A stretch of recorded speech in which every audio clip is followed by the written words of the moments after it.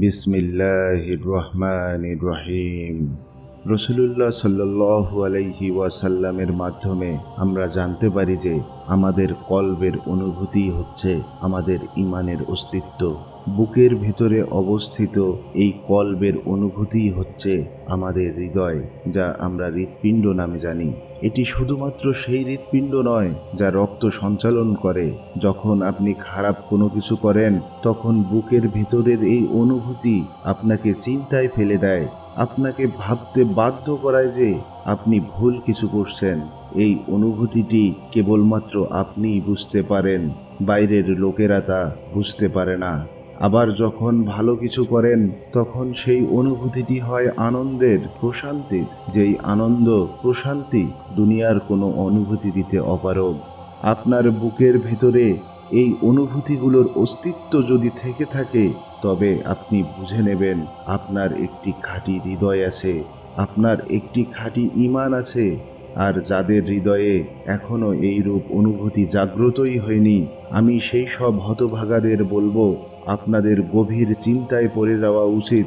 আপনাদের ভাবতে হবে, আপনাদের ঈমান অনেক বড় সমস্যায় রয়েছে। মনে রাখবেন, যদি আপনার কাজগুলি হৃদয়ের সাথে ভালোভাবে একমত হয়, আপনার উদ্দেশ্যগুলি এবং কাজগুলি যদি ভালো হয়, কেবলমাত্র তখনই আপনি শেষ বিচারে আল্লাহর সামনে সফল কাম হতে পারবেন। কিন্তু আপনার ভালো কাজগুলির উদ্দেশ্য যদি হয় লোক দেখানো, তাহলে সমস্ত আমল ধ্বংস হয়ে যাবে। মিথ্যার এই সময়ে, প্রতারণার এই সময়ে এমনও অনেকে আছে যারা বাইরে দেখায় যে তারা ভালো কাজ করছে, তারা ভালো কথা বলে, সুন্নাহ মতো পোশাক পরে। যদি তাদের সাথে কথা বলেন, তারা এমনভাবে বলে যাতে সবাই তাদের প্রশংসা করে, লোক মুখে বাহবা পাওয়াটাই তাদের উদ্দেশ্য হয়ে থাকে।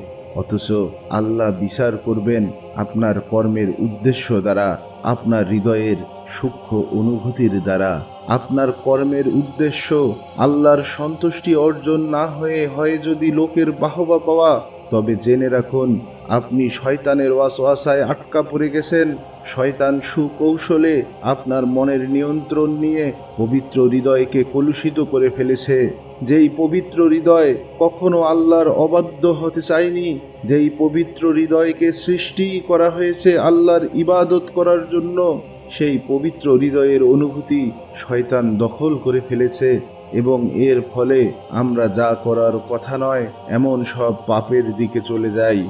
আমার প্রিয় ভাই ও বোনেরা, যদি আমরা আমাদের পবিত্র হৃদয়ের অনুভূতি দ্বারা সিদ্ধান্ত নিতে পারি, যদি আমরা শয়তানের ওয়াসওয়াসা নিয়ন্ত্রণ করতে পারি, তবেই আমরা সেই মহা পুরস্কার অর্জন করব যা আল্লাহ আমাদের জন্য প্রস্তুত করে রেখেছেন।